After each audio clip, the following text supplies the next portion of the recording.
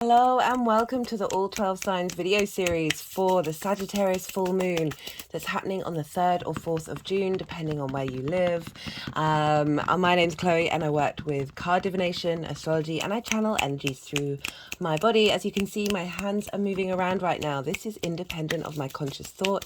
It's one of the ways that I channel. They like to bring in integration of messages, transmutation of messages, as well as help heal and help us understand through their responses about what messages have come through. And yeah, I like to bring all these things together in order for us to get just a broader perspective, having all the cards on the table so we can kind of make a more autonomous, informed decisions about how we interact with the energy that's around during this full moon. What does it mean? What's being seeded for the next part of the cycle? Full moons are big culminations, big endings. They can be very dramatic. It's the opposition between the sun and the moon. We've got our conscious and our unconscious mind.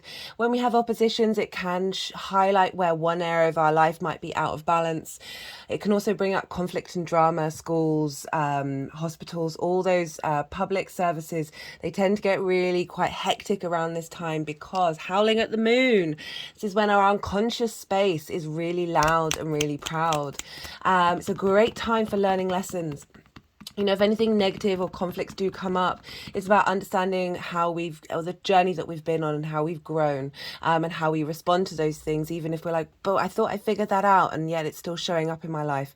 Whenever we get those things, it's all about figuring out how we then respond to it. And it's an energetic line in the sand when we move into trauma situations and behave in a different way. We're teaching our body that it's safe no matter the situation, rather than recreating trauma. It may show up in your friends, your parents, your people you live with, co-workers, all of those things, that they might trigger you might trigger them. All of this kind of stuff may come up. It may not as well, but I'm just flagging it up. The universe tends to, with the astrology and everything, tends to hit us from many different levels, many different frequencies.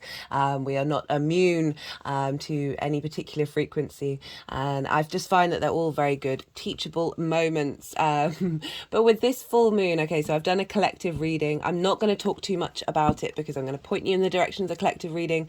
I'm a bit late to the party doing this transit series, and I just want to get these videos out. So regulars know that I usually try and put a lot into each introduction. I may well do in the next couple, but this one I just want to get it. I want to get it uploaded today, so I am going to just crack on and just say that I really loved the collective reading. We got 4 aces, guys. That has never happened. It's very intense energy because this full moon is on the Great Attractor. This is a big point in space that our galaxy and other galaxies are being drawn towards. I've put a link to a wonderful article about the Great Attractor in the collective reading. I really recommend you check it out. I know it's quite long, but it was a good one. It was a good one. There's lots of outer planet energy happening for this full moon. Jupiter's conjunct the North Node, still squaring Pluto, still squaring Mars. There's that's very intense fixed sign energy. Mercury is coming into conjunction with Uranus at the time of this full moon. Venus, who's ruling both Mercury and Jupiter, who rule Sagittarius and Gemini, is in coming out of a trine with Neptune. So we've got these big outer planets playing a role in this full moon. It's a collective fire sign. It's our collective spirit. I've personally, on a personal level, I'm tapping into the energy of just being. There's a stillness, an absorption, a mindfulness. We've got Jupiter in Taurus. I've done a video series on that. I really recommend that, just to get an idea of what Jupiter and the ruler of this full moon is up to in Taurus. I'm getting a slowness here, but obviously do whatever it is that you need to do. Great time to do fire rituals if you're safe with the fire. But it's a culmination, it's an ending, and that's all, you know. It's in the same way when I've talked about eclipses, like new beginnings, culminations, endings, they're all part of the same thing. You can't have a new beginning without something transitioning. You can't have this culmination of energy without then the dissipation. So, you know, we have the rise towards the full moon and then the sinking back down, this integration into our body of this very intense energy that is really wanting us to enjoy life, to enjoy this 3D realm from a space of wisdom and a space of perspective. As I said, I really recommend 4 aces, guys.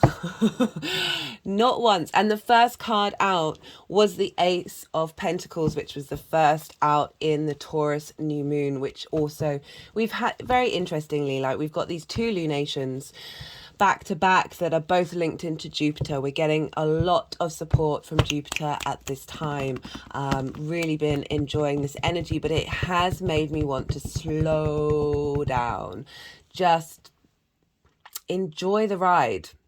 Not thinking about the end result, not stressing, I haven't done this, I haven't done that. There's still been a lot on, I've still been doing a lot, but there's this weighted wisdom and slowness here that is going to be impacting this full moon because the moon is ruled by Jupiter. So, and Mercury rules the sun, and they're both in Taurus, which is fixed earth. There's a slowness to this moon, but I really, really like it. Doesn't mean you can't be around people. Please ignore whatever I'm saying. If your intuition is saying this is what I'm doing, follow your intuition. If anything we haven't been learning over this past year is with the astrology is they're all in cahoots to help us. My hands have just gone over my heart chakra.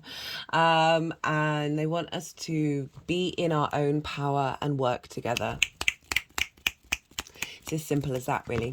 Right, okay, so in these readings, these are all 12 signs readings. I will be starting off with Sagittarius and then Libra. Sagittarius. Wait, I always get Sagittarius and Scorpio. I always place Libra where Scorpio is supposed to be. I don't know what that's about. Anyway, I might do 3, I might do 2. It all depends on what the flow is like. So I'll definitely be doing Sagittarius and I'll definitely be doing Scorpio. And this is where I just pull a couple of cards. I'll see how I feel, whether I do energy that we're clearing out, energy of the full moon, and then how this energy is moving forward. That feels natural. So there'll be 3 piles. I'll be pulling some cards, and I focus on the inner work. So this is, you know, with astrology and tarot, it can be about other people. And I'll bring that in if I'm doing a personal reading for someone, or someone's asking a personal question about a specific thing. But these are collective readings, and what is universal to all of us is us. And the more that we do that inner work, the more that we peel back those layers, we get through the trauma responses, through the limiting beliefs, the more that we question everything, question the world around us, question our friends, question our loved ones, question yourself, question the energy, question the cards, see what feels right for you. When the more that we peel that back, the more we really truly understand that inner barometer, that inner intuition that we all have, that is helping support us because it's tapped into the matrix. So I focused on the inner work. And when we do the inner work, we change our frequency, we change our vibration, and then that draws opportunities and situations to us that are matching that frequency. When we do the inner work, we are helping the collective, the more of us that access this level of integration rather than shame and rejection, holding ourselves with compassion, love, and realness at the same time, as well as complete and utter delusion. And I mean that full, abundant, anything is possible, click your fingers and it's appeared, that whatever it is, or, you know, world peace, all that stuff, that is there as well. Like we are in this 3D realm, but we do there. I just, you know, be fantastical about your life as well as very real. That is definitely what I try and practice myself. Right, so I do the focus on the inner work. I work with the Hellenistic principles. This is from the Greco-Roman period, and this means that the modern rulership of Pluto, Uranus, and Neptune for some of the outer, the Scorpio, Aquarius, and Neptune, I don't apply. I apply the traditional rulership and. Just for other, sorry for my words. It's been a long week. There's some other practices and techniques with chart reading that just make those outer planets a little limiting in their scope. And my personal opinion is they don't like to be bound. to a particular sign. I can totally understand why they are in there, why they are linked into those signs. It makes a lot of sense, but personally, that's not what I use. I also don't apply Aries to the first house across the board. It doesn't matter what rising sign you are, and all the other signs to have the themes of that house. Again, I just find that really limiting. And we are multifaceted, multi-layered beings in individual form, and it's a phenomenon, and I love it. I love it. I love it so much. Is that so? Sometimes when I'm channeling, I'll go quiet, and this is because it's quite hard when they're moving the cards around to think and speak at the same time. So do bear with me during these quiet moments. It's all part of the integration. But I have been. Thank you. Thank you for being here. Thank you for watching. I appreciate being able to read for you all and hold space for it, and I feel very honored to be able to share what comes through, and the feedback has just been truly wonderful, and it means a lot to me. So thank you everyone, new and old viewers alike. If anything resonates in this video, there are things that you can do to help the algorithm. There are things that you can do to help push forward that idea of integration, that idea of abundance and openness and exploration of things that are unseen, by hitting that like button, leaving a comment, even if it's just an emoji, subscribing if you're a new viewer. Hello, new viewers, and welcome. If you're regulars, rather than going from the notification bell, you can search the name of the channel and access the videos that way. For some reason, that boosts the algorithm, as well as watching more than one video in a row. Obviously, do all of these if you feel so inclined and want to pay it forward. On a personal note, I would love to hear from you, and hear how the astro weather is affecting you. So when going through the signs, I'm going to start with Sagittarius and I work my way backwards, and this is for the rising sign. So if you have a Sagittarius rising sign, the astrology that I'll talk about will apply to you. However, this doesn't invalidate you checking out any of the signs: Sun, Moon, Jupiter, Mercury, because they're the rulers of the sun and the moon right now, or any other sign, even if you don't have a planet in it, because you have all the signs in your chart. Look to where that sign falls, look to the house that it's in, the themes of that house, apply those themes to the messages that come through, because it's kind of as if that sign in your chart, even if it's say in the 5th house, has now moved to the 1st house and it's now become prominent. You're now putting your focus on it. So take what resonates, leave what doesn't, and be good to yourselves, be good to others, and most importantly, be well until we meet again. Sagittarius rising, how are you doing? For those of you just tapping into the Sagittarius energy, like I said in the introduction, look to where Sagittarius falls in your chart, the house that it falls in, themes of that house, and apply those themes. I don't know, you guys, if you can hear that plane. So I usually have my windows shut, but it's quite warm here, and I open my window and there's a plane going over, and I'm sure you all know the stereotypes of Sagittarius liking to travel, liking to move. So that's just really funny that we don't often get planes around here. What was I saying? Yeah, so the themes of the house, apply those themes to the messages, because this is going to be linked into the astrology for those of you who have Sagittarius rising. However, take what resonates, leave what doesn't. From my experience and that of others, it brings you a holistic understanding of what's going on when you tap into other areas of your chart.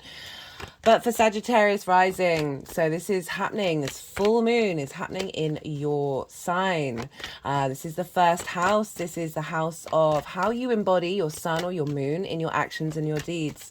The reason why I say sun or moon is because it all depends if you've got a day or a night chart, whether your sun or your moon has more of a priority. I'm going to start doing astrological videos to help explain bits of things like that as well, to help you have a more of understanding of your chart. And it's how you embody it. So it's the lens in which your actions take, and that's a Sagittarian lens. You know, say you've got this was the final card that came up in the collective reading, Sag, so I'm liking this for you. And this is this is how your body, your appearance, your vitality, it's often how other people see you. This is your house, so there's a focus on you over the weekend. And there's this sense of real magical culmination, guys. I can't stress the collective reading enough. We got 4 aces, and I'm just going to leave it at that, because I really do want you guys to watch that video, because I feel like this just feels like there's an intensity here with this full moon that isn't oppressive. It isn't everything's gonna blow up in a way that you can't handle. But I'm not even saying it's gonna blow up. I just feel that there's a pull, there's a slowness here, and this is because of the great attractor that's at 14 degrees of Sagittarius. So this moon is within 1 degree of that. And as I said in the introduction, I've put a link to, I'm going to find a video that talks about like the 3D reality of the great attractor, but I've also put a link, an amazing article about it, that just the more I tap into this energy, the more I feel held. But there's also there's a desire for stillness, for slowness, to take your time, and let this energy be absorbed. So this really has felt like a big reboot, and you're getting this full moon, this focus on you. You've got the sun over in your 7th house in Gemini. This is opposing your Sagittarius energy, so this is linked into intimate relationships. This is business, friendship, work,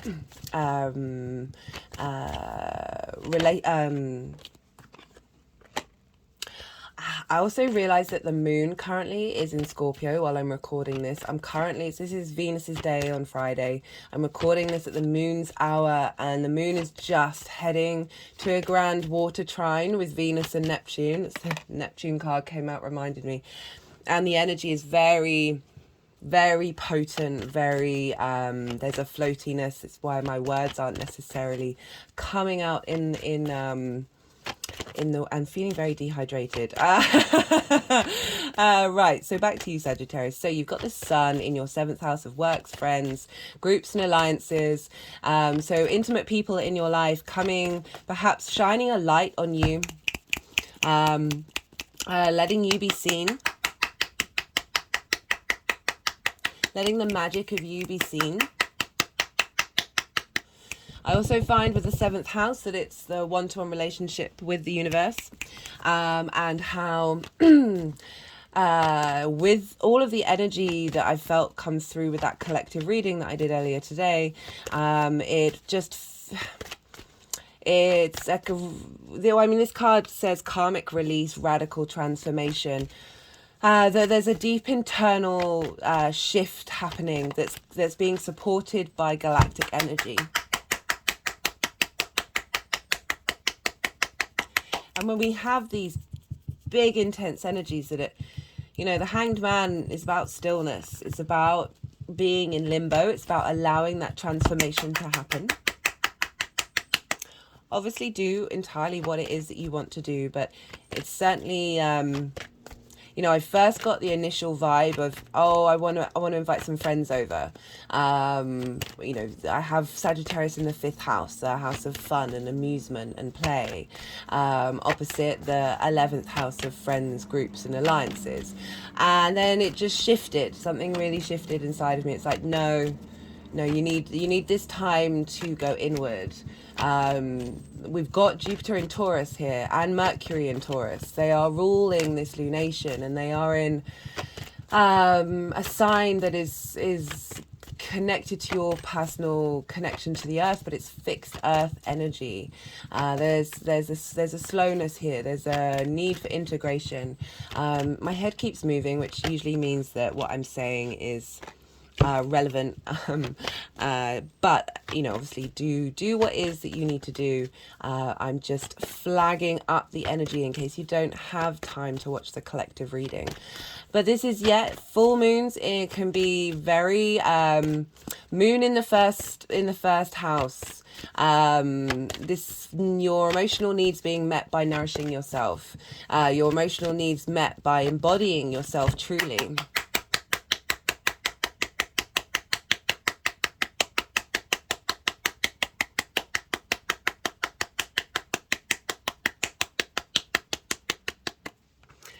Yeah, very, very powerful energy coming in with this one.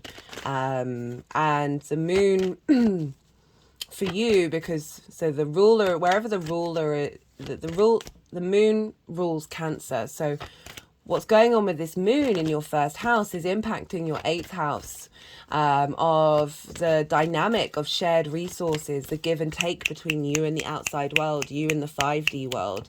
This is time, money, things, intimacy, and you've got Venus there, and Venus is in the final couple of degrees, giving a trine to Neptune down in Pisces in your fourth house, your roots and your foundations, and really helping you think very magically about your value in terms of that give and take with the outside world. This is the give and take between you and the seventh house. It's how that dynamic shows up. So you've got Venus, who's sort of ruling to what's going on with the moon, of how you embody yourself, this full completion of a cycle, is feeding into the dynamic of, okay, then who are you with other people? What are you needing from other people? What are you prepared to give? How are you getting that in balance, where not only are you nourishing others, but which is quite a thing with the moon in the eighth house, but how are you being nourished, Sag? Like, how is this affecting you? But with that trine to Neptune in your fourth, of like, which is your home, your private life, so being in a private space to glean that magical mystical wisdom that is feeding into Venus right at the end of her cycle, before she then moves into Leo, which is going to retrograde for 4 months. So that's huge, and this is happening just before that transition, where she's still in this space of nurturing our intuition, of getting that dynamic between you and the outside world set, leveling up that space, and bringing in, I mean, it's in the cards already, wherever that King of Pentacles is, that strong authority right there. That's, I know what I need to do in order to make my 3D reality a space that brings me joy. And so we've got that going on with the moon. And the moon is being ruled by Jupiter. So wherever Jupiter is, and wherever Mercury is, because Mercury is ruling the sun, is impacting what's going on with this lunation. So we always have this chain. For regulars, this is what I do. I always follow the leadership, follow the leader, follow the leader. We're all leaders in our own way whenever we need to be. Oh God, that was such a... everyone's valid kind of phrase. Anyway, they all take turns. Like, there's a hierarchy, but there's not a hierarchy, and I love that. That Jupiter and Mercury are both in Taurus, ruled by Venus. So even though we go to Taurus, they're still being, so Taurus, that your sense of work and value, and your habits and your routines and your health. So they're playing a priority on you needing to find pleasure in that area of your life, and you needing your one-to-one relationships and you to be in balance in order to get that into a good framework. And all of that is being governed by Venus in the sign of the moon. So we have this feedback loop between the moon, Venus, and Jupiter. So we've got water, earth, and fire here, and as well as the sun. So the sun is also being governed by Taurus, which is Venus. So we've got this interaction between these elements, and they are really helping bring things into balance for you in terms of those one-to-one relationships, and having them, this is the first time the sun has moved through there since that Mars retrograde. There may have been some conflict and drama in that area of your life, that's getting some clarity is coming to light, linked into that. And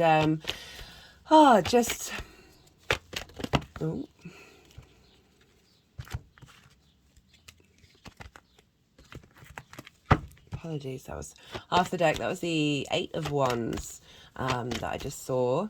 We'll see if that one wants to come out as well. There's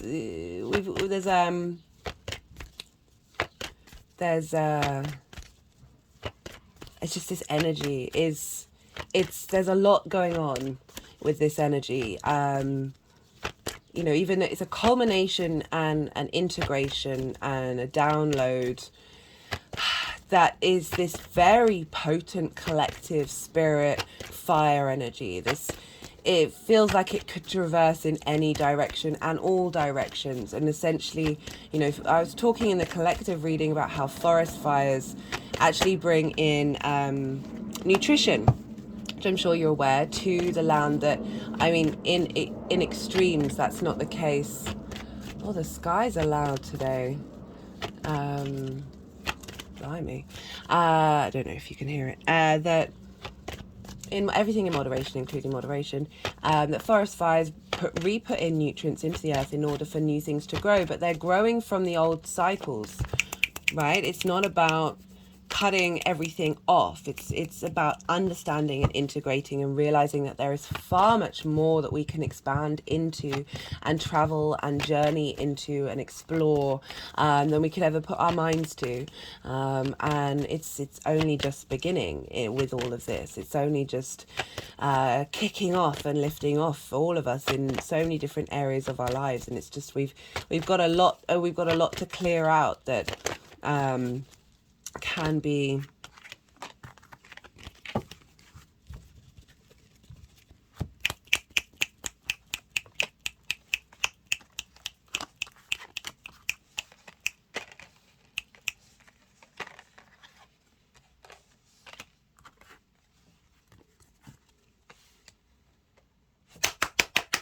sorry, that's usually when I'm quiet, because as I said in the introduction, the main introduction, when they start doing that, I have to switch my brain off.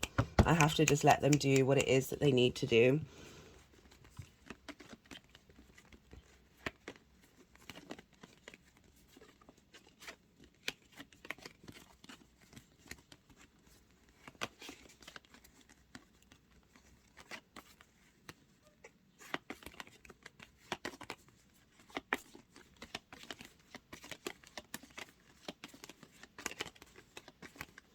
Okay, usually when they do that with the cards, it's kind of implying that these two cards are together, like as in they're a combined force. So we've got, so the clearing out. So we've got three piles. We've got what's being cleared out, what's the culmination, what's releasing, what's the energy of that full moon, and then how is this being seeded moving forward. We've got the 5 of Wands and the 8 of Cups, and this is the 5 of Wands it's conflict, but it's not like the 5 of Swords, which is there's a sourness to the 5 of Swords. This is kind of like things not necessarily getting momentum, getting going, but you being able to embody all the different parts of who you are. Like there's been competing agendas, and yet no one's got the upper hand. No part of you that wants to embody itself has quite been able to.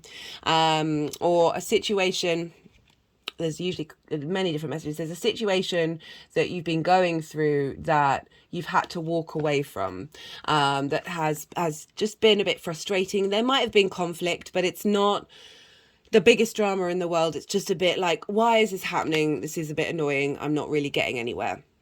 And this is the 8 of Cups, which is showing you've been going on a journey. You've been going on a discovery. This is about leaving something that's comfortable, but habits are comfortable even if they don't serve us, even if they don't seem comfortable. They can be chaos habits, but they're still what we're used to and what we're familiar with, and therefore what is comfortable. And this is all about going on a journey to climb a mountain, right? To get a higher perspective. So it's showing that this energy, this build up to this full moon has very much been you being like, right, I'm done. I'm leaving this, and this may be difficult, but it's worth it. It's worth climbing to the top of that mountain. And at the top of that mountain, what do we find? We find the ability to look at the past with ease, and there's a sense of abundance there, which is a bizarre thing to think about trauma and thinking about abundance or difficulties. But look, there's flowers growing in these cups, which is implying new growth coming in, just being able to smell the roses in terms of metaphor, linked into the past. This is very much about the past, and 6s are about protection. And we got it with the Queen of Swords. like she's very clear about what she knows. Her head is above the clouds. She's gone through some stuff. It's been difficult, but there's clarity here. And if you see her hand is open. It's implying she's open to receive. She's not closed off. She may have been through some struggles, but there is a sense of, okay, what next? What next with this clarity, with this new way of being able to look at my environment? How am I moving forward? And the reason why I said that these two are together is because sometimes the Queen of Swords can be a bit dry and a bit, what is the word? Just a little cool, a little cold, the world is very real and it's a harsh land out there. But combined with this, it's saying, yes, that, but also we can add another layer on of being able to smile with this reality check. So I was telling you I've been telling everybody from my connection to this energy is slow down, that there's going to be a download and we're in physical 3D form and sometimes you just need to rest. Obviously, take my advice with a pinch of salt. Go with your intuition. The Hanged Man, this is the Neptune card, but this is about perspective, which is one of the main themes of the collective reading. However, this is limbo. The Hanged Man is about taking action. Odin, the Norse god, was upside down on the world tree for 9 days and 9 nights, and at the end of it received the wisdom of the runes, which is another form of divination. In a lot of practices, just standing on your head can help change your perspective. So it's all about shifting your reality. So I've really been trying with any habit that I've got, brushing my teeth, whatever it is, that I do on a regular basis, same way I walk on the one side of the road or whatever, I shift the gear. I try and at least break up one habit every day, because we can get stuck in our box. And the Hanged Man is all about giving yourself the time and the space to be in receipt of your own divine wisdom, because we are the universe. This divinity comes from our own innate source space, our own innate individual version of who we are in this world. We're all different. We've all got different ideas of channeling and all of this stuff, of however you want to phrase it. It's not just linked into the magical and the mystical. Everything is magical and mystical, guys. Like, science is bonkers. Right. For this energy manifesting moving forward, King of Pentacles, this is grounded energy. You're being leveled up by Jupiter right now in Taurus, so we've got to focus on your work and we've got to focus on the one-to-one dynamics, as well as you're very clearly here. There's agency, there's autonomy, there's authority, there's sovereignty that is being ceded, in receipt of this divine wisdom, this divine knowing, this knowing that this is inside of you, and this ability to create in the 3D realm. The kings know what they're doing, and I love that this is shown up in the first house, because this is how you embody yourself. And I like that there's a bit of groundedness here with the Sagittarius energy, because there is momentum, there is movement, there is passion, there is drive, there is a need to get up and go. And I like this King of Pentacles coming along, saying, yes, you can still do this, but I'm going to help, give you that solidity, and that loyalty and that strength, that the things that you're going to be doing off the back of this is creating long-term legacy and long-term abundance. I don't feel with this full moon that this is showing up immediately.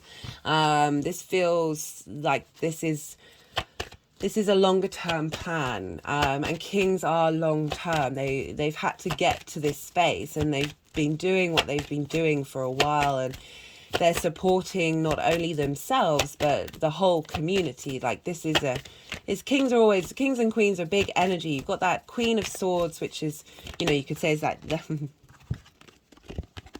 adventure. You can't take the adventure out of a Sagittarius, that's for sure.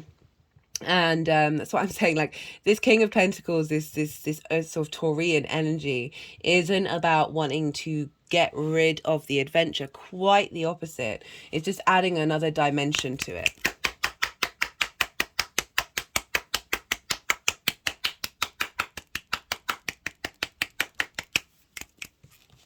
Right.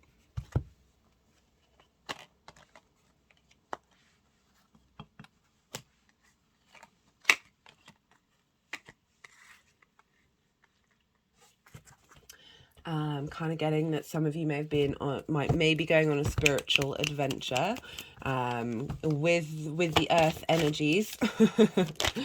Messages and open mind. Okay, so that Hanged Man is all about receiving wisdom, slowing yourself down, getting rid of distractions. And we all have this within us. We're in this overstimulated environment.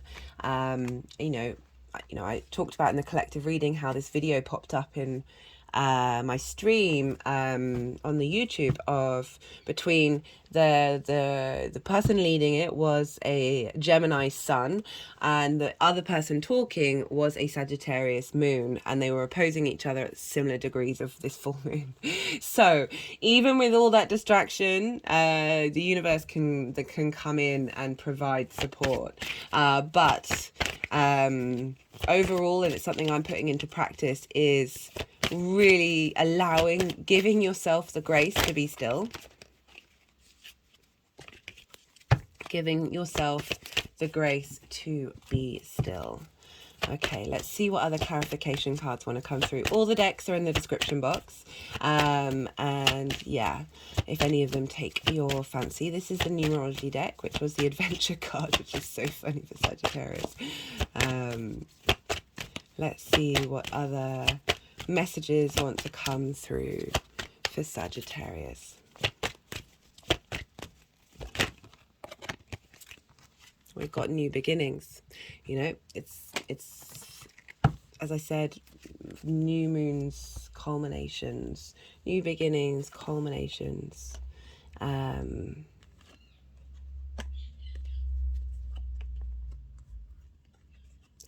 I'm just getting the feeling that all this energy wants to be together. This wisdom, this sense of adventure, this groundedness. On the messages it says an open mind, along with new beginnings of this really does feel, I kept calling it a new moon as well. It kind of feels like both. It's a strange one. It's a strange one. I can't lie. Right, let's see what else wants to come out. This is the First Light Tarot. This is Major Arcana. Source, love and light. Helping heal whatever it is that we still need to be healed. And bring it into balance.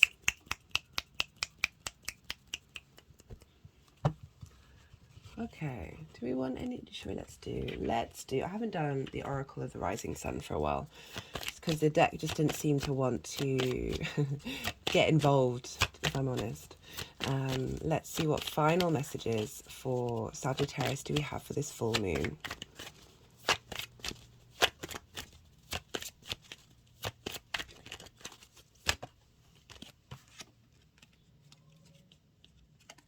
Got secrets.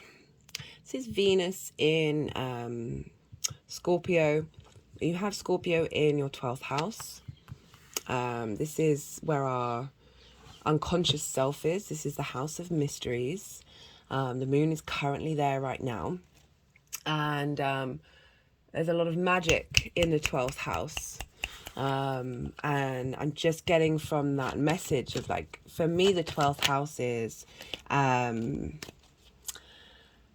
it's our trauma responses, our limiting beliefs, but right underneath it, it's our soul. It's the magic that we have within us.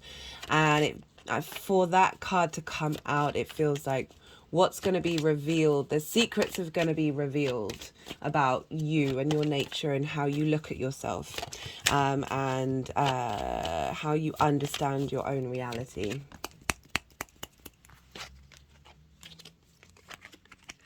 We've got the health card.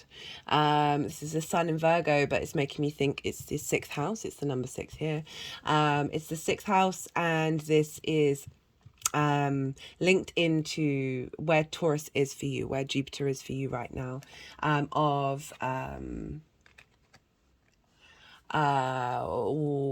linked into work, health and routines, right? So this full moon is being governed by Jupiter and Mercury, who've got an agenda linked around your work, health and your routines, and Venus, who rules them, wanting you to get into balance, a healthy balance between you and the outside world.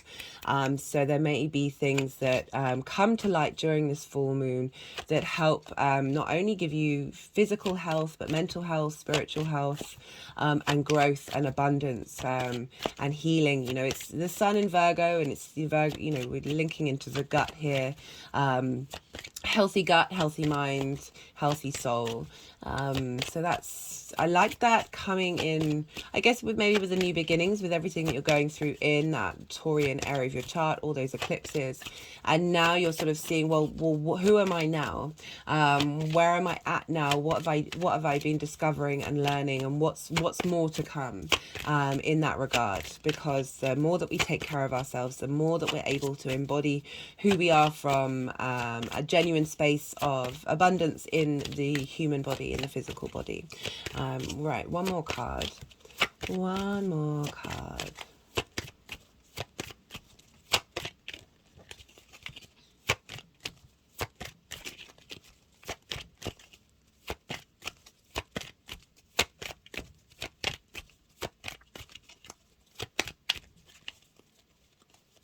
Nope, not from that deck. Let's do another one from Domestic Harmony. Love that. Domestic Harmony. Okay, so clearing out old energy that you've had in past situations. Truths coming to light. So a secret is a truth that's been hidden, right? So really being able, through this clarity and understanding of those one-to-one dynamics with everything going on in Gemini, about who you are and how you embody yourself and the root of it and why, and clearing out energy that has, you know, we've got that Five of Wands, which isn't domestic harmony, and now we've got this domestic harmony card coming up with this secrets being revealed, that and that's with that Queen of Swords as well, like the clarity of the truth coming in, and with the love and light. Love this. Okay, I'm gonna leave it at that, otherwise I could keep going. You know what I'm like. I really hope this resonated. If it did, you know what to do. But be good to yourself, be good to those around you, and most importantly, be well until we meet again. Scorpio rising. How are you doing, Scorpio? For those of you just tapping into Scorpio energy, look to where Scorpio falls in your chart, the house that it's in, the themes of that house, and apply those themes to the messages that come through. It's as if Scorpio has now moved to your first house. But for Scorpio rising, hello, Scorpio, you are having this full moon happening in your second house. Right, so second house. Sorry, I'm laughing because Sagittarius just had that, and that card just wanted to come right out. Second house of your resources. This is your money. This is how you make your money. This is what you value, what you care about. It's how you value yourself, and it's how you manifest. I try and focus mostly on your value and how you value yourself, because the more that we get in tune with that and understand that, the more that these other things then blossom and bloom, and there's more expansion there. A full moon, you might end up spending a bit more. I mean, let's just do the fundamentals. A little more. All eyes on how you manifest during this moon. Could be a very potent manifestation moon. I've not really got that vibe, but obviously you do what it is that you need to do over this full moon. This is a culmination of everything that's come before. I'm pulling 3 piles, and it's kind of like the lead up to the energy, what we've been working on, what we've been doing, what we've been clearing, the energy of the full moon, and then how this energy is manifesting moving forward. I'm not getting short-term results for this moon. For some of you it may be, but the overall energy I'm getting, this is long-term integration of fire and air into our physical bodies. So there's that sense of so fire and air, we're dealing with Gemini and Sagittarius.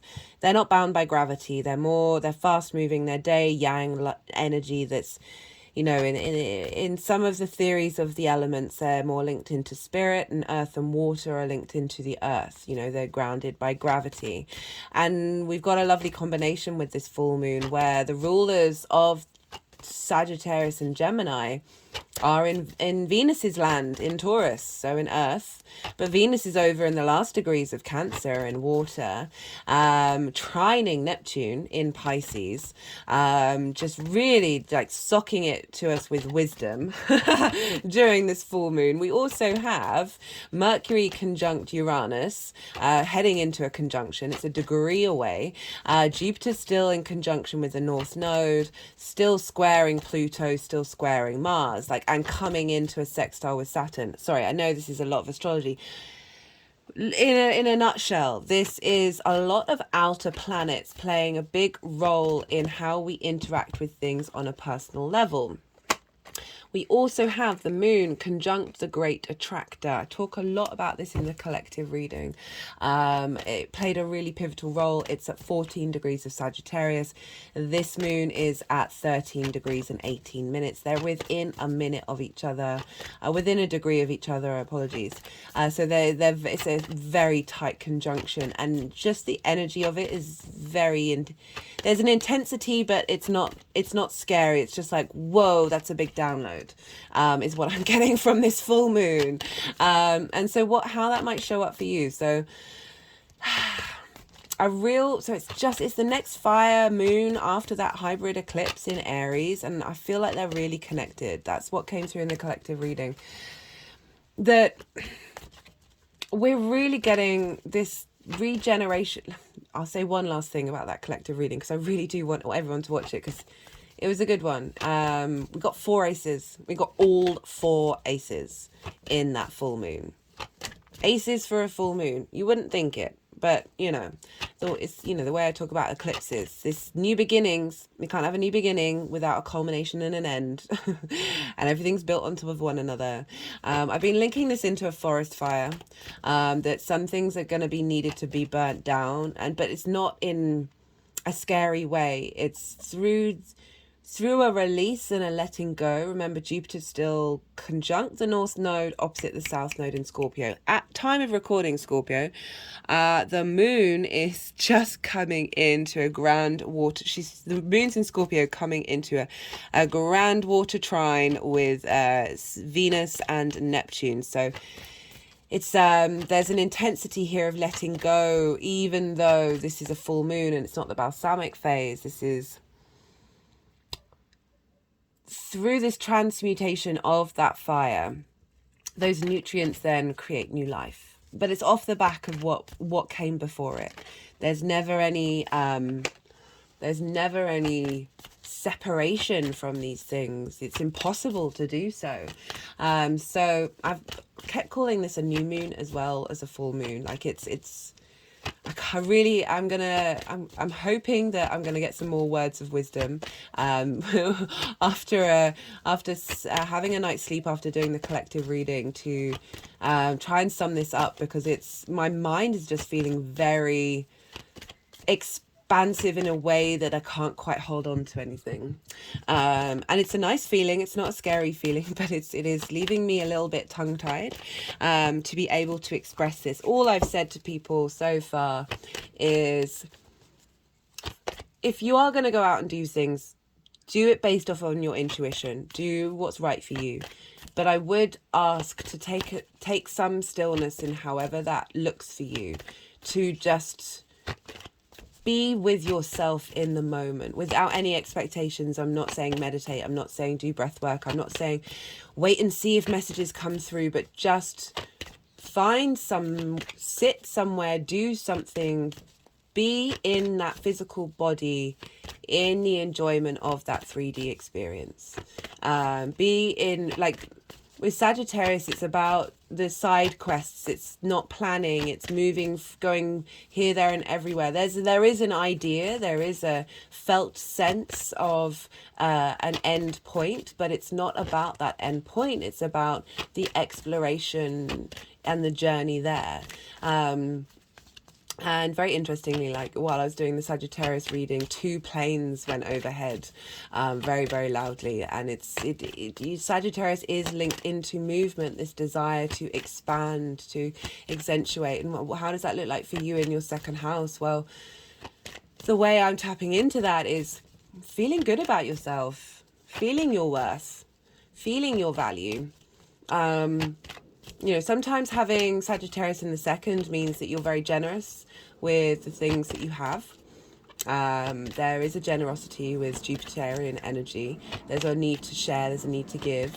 And this can get quite blinded to what's actually important to you. And I mean, that's a minor thing, but it can show up in big ways, especially when we're, you know, dealing with resources. And it's not about not sharing at all. It's just bringing that into a space with just a real a clarity. I'm saying clarity because I'm staring at the Queen of Swords, and she can be a bit, ruthless is too strong of a word, but she can be very real. And I'm liking that she's come up for this in the second house. So we've got this opposing the sun in Gemini, the 8th house. So a spotlight being shone on the outside world resources, collecting of information, seeing the clarity of which all of that long transit of Mars in Gemini, with the sun moving through there for the first time. Just feeling a bit more comfortable about going out in the world. The visibility is there, but also we've got the give and take dynamic between you and the outside world, and we've got a focus on your resources, a culmination, a completion, this understanding of the innate expansiveness of your resources that you have within you. It's not just about money, it's about that inner pull that we have to have that get up and go. This full moon, there's a lot of wisdom, there's a lot of support, there's lots of unique maverick ideas coming in, and all of it's bombarding us during this full moon. That the sun in Gemini is helping bring this into balance, bring this, what you give and who you are and what you value, in alignment with the outside world, or the outside world in alignment with you. It might be that you are seen, your value is being seen during this full moon. You seeing it, the outside world seeing it. As I said, like these guys, Jupiter and Mercury are all in Taurus, which for you is your 7th house of one-to-one relationships, business, romantic, friendship, as well as contracts. It is the house of contracts. And so we've got a lot of energy here of what kind of dynamics you want in your life that are going to value you. Is this showing up in your world? And Venus is in Cancer, of your higher perspectives. She's been helping smooth over, and you get a sense of value and appreciation for yourself, speaking of Taurus. And that is feeding into those one-to-one relationships. So we've got Venus in the 9th house of perspectives, mastery, higher learning. You know, this is going to into an environment that you're not familiar with, feeding into that one-to-one dynamic. So very intimate relationships being forged during this time. That is helping you understand your value system and helping you understand how you value yourself and the core essence of your manifestation.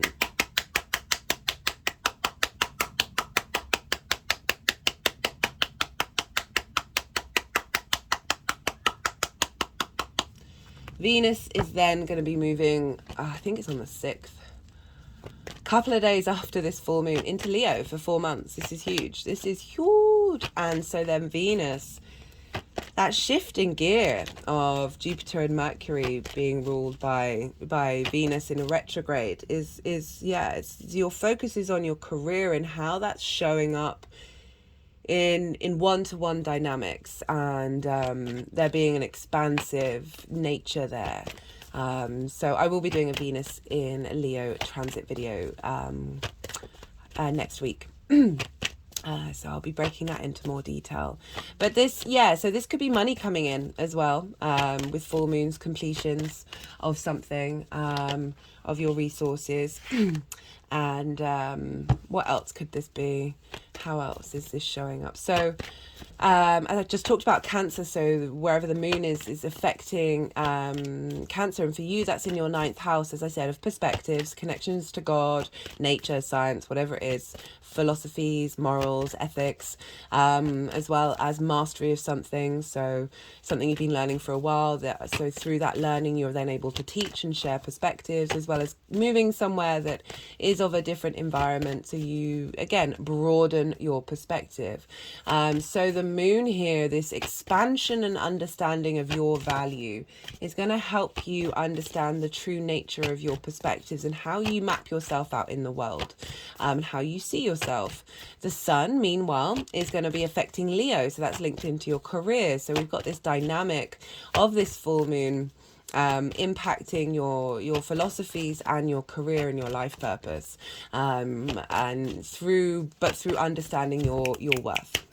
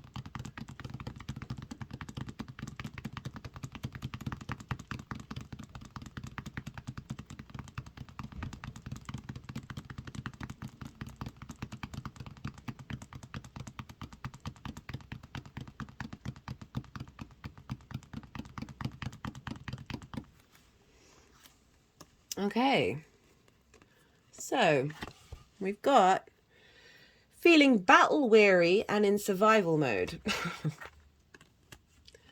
And on top of that, they really wanted to layer it like this. Sorry, they've made me move on quite quickly. Well, they've not made me, but anyway. We've got the Page of Cups and the Queen of Swords. Now, I like this combination. Sagittarius had a similar combination of Queen of Swords and the Six of Cups. So it's acknowledging the Queen of Swords having gone through some difficult times, having come out the other side. There's some clarity. The head is above the clouds. And I always say with the Queen of Swords, yeah, she's very independent, very cool, calm, and collected. There can be leaning towards more on like realism is the wrong kind of word, but certainly exaggerating what, not worst case scenario, but certainly responding to the world based on trauma responses. However, and that making her a little bit closed off.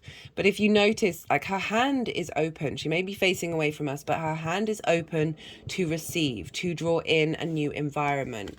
And I'm glad that they moved that around, because I really do like the Queen. Oh, this is lovely. The Queen reaching out to the Page of Cups, because with the Page of Cups, look, they've got a fish in their cup. And the fish represents imagination, creativity. This is, there's a usefulness here. We've got the Queen of Swords, there's clarity, there's understanding of reality, but there's also the Page of Cups, which is like, oh, but can we dream? Can we think? Can we be creative? Can we be a little more playful? So this is kind of the energy that you've been going through, and that you're stepping through into this new portal. This is coming together. This is bringing things together. What are they wanting to do? Oh, they've just gone over one of my talismans into the violet flame. So the violet flame says karmic release and radical transformation. So what was that? The Nine of Swords, Nine of Wands, and come on, brain, I want to get it. Two of Pentacles. So that's survival mode, and as I said, like, you feel like the situations that you've gone into has always been a battle, and I feel like those energies are going into the chamber of the violet flame and transmuting. If I haven't said already, which I might have done, but I do apologize. As I said, we've got a grand water trine right now between the moon in Scorpio, Venus in Cancer, and Neptune in Pisces. I don't have a lot of water in my chart, so I feel like I'm floating on an ocean. It's quite, and all of a sudden I've become incredibly dehydrated. Gotta love it when the energies really do turn up loud and proud. I've forgotten what I was saying. Anyway, so this is for the energy of the full moon. This is asking you, this is the moon card, and this is the Gemini card. So with the High Priestess, again, I've talked about in the collective reading about this. There's some really big energy. There's some really big energy. I've really been feeling it. I've put off doing these readings for a while because it's felt a lot, and not in a bad way, just like, whoa, like overwhelmed, like I'm speechless. I feel that, yeah, anyway, but the High Priestess, this is about not taking action. So my point is, I've said in the collective reading that if you're going to take action, do it from a space of intuition, right? Really think about it and know and do what's right for you. Like, you don't have to listen to me. As I always say, question absolutely everything, especially me, and do what's right for you. But the High Priestess is kind of saying, let things come to you. It's linked into your intuition. It's linked into, she has that higher power within her. She doesn't need to. It's the mirror side of the magician, which is about taking action. This is about being in your own power and letting things come towards you. And I feel like sitting in this space is helping you get into a balance of seeing things clearly. We've got that.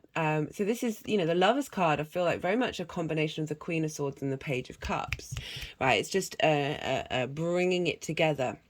So the Lovers is about a crossroads. It's about making decisions from an informed place. That information perhaps is going to come through during this time, that is going to help you be able to make the decisions that you need to make. This is, we've got the feminine, the masculine, and the spirit here. This is a higher octane of the Two of Cups, of integration of self.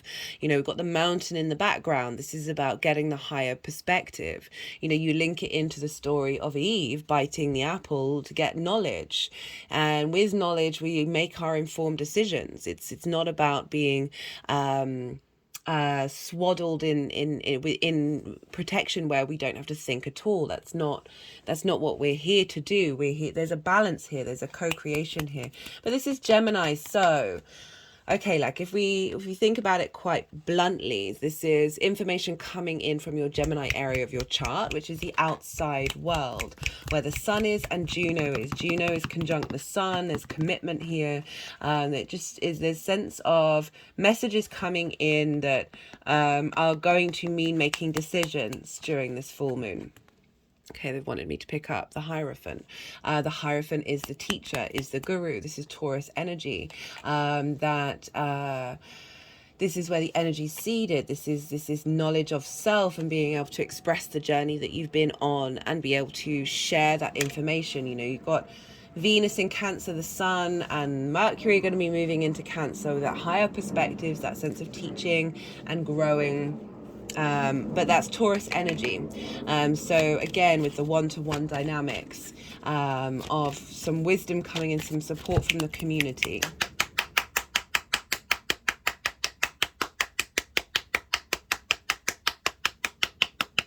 And the Hierophant is also about commitment. Again, it's kind of linked into marriage and contracts. You know, dealing with that seventh house energy. That may be specific to some of you, but I don't like to read into marriage because I always think that's a ridiculous thing for a general reading to come up in. But that's just got authority coming in. Let's see, where's that wanting to go?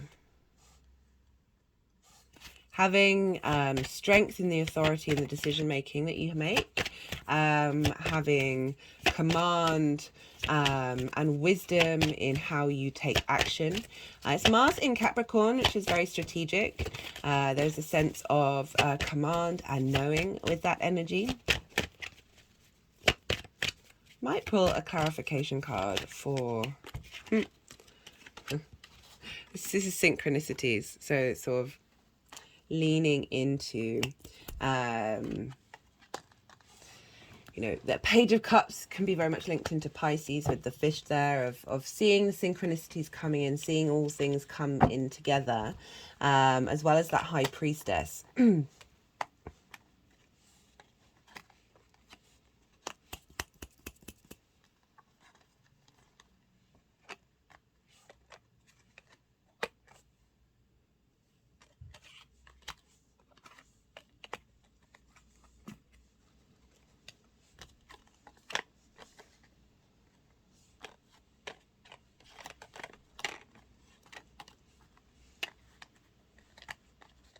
Get creative around the full moon. Sorry, that's the thing that I've picked up with them moving those cards around. But I still want to... Let's pull a clarification card on the Lovers. Clarification on the Lovers.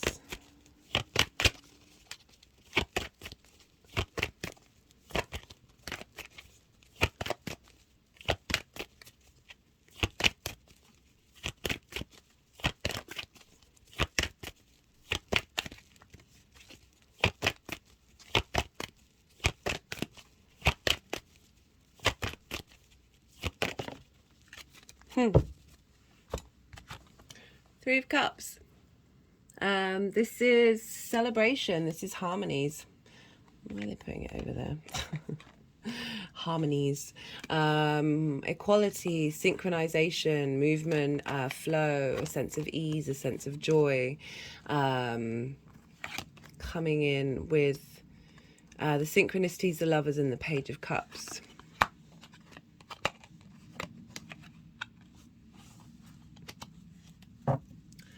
Okay, overall, just getting the, you know, with those cards, of getting the feeling that life's going to feel a little bit better after this. You're going to, you know, with your own value system, like drawing in the High Priestess and the Hierophant with a sense of authority. That's a lovely balance. That's a lovely combination of inner authority, inner wisdom, inner value, inner manifestation, and, you know, with the, what was it? The Three of Cups, Page of Cups, and the Lovers. That's a really lovely combination with the synchronicities of, there's a playfulness, there's an ease, there's a flow with the decision making that you make. There's a sense of, yeah, I'm just getting flow, even though there might be difficult decisions to make, that there's a lightness here with what's going on. Can you see all of those? No, you can't. So, yeah. Still can't. Okay.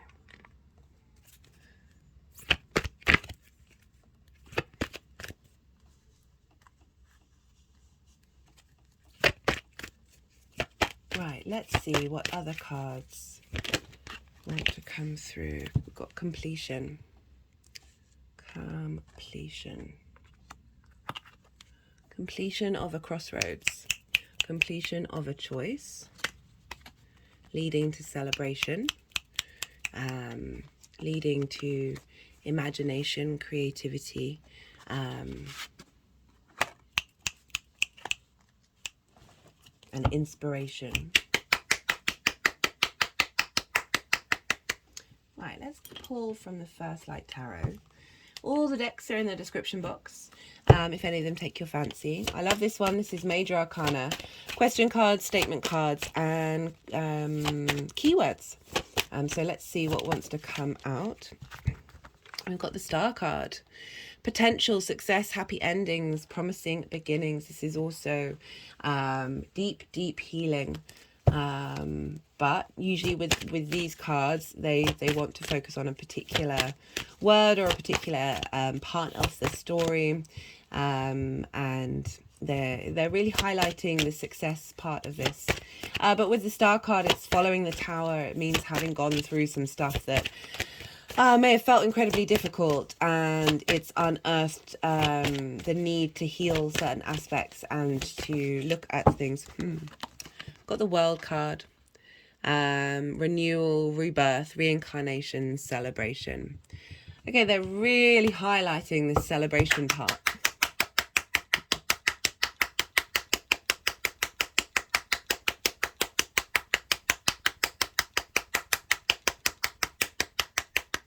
Celebrate good times, come on. Sorry, I really wanted to sing that. I was like, I shouldn't sing. Yeah, I'm still practicing by myself, to be honest. Right. I think I want to leave it at that. That's a lovely reading, Scorpio. That's a lovely reading. The Star and the World. That's beautiful energy. I'm kind of speechless. I really am. Be good to yourself, Scorpio. Be good to those around you. And most importantly, be well until we meet again.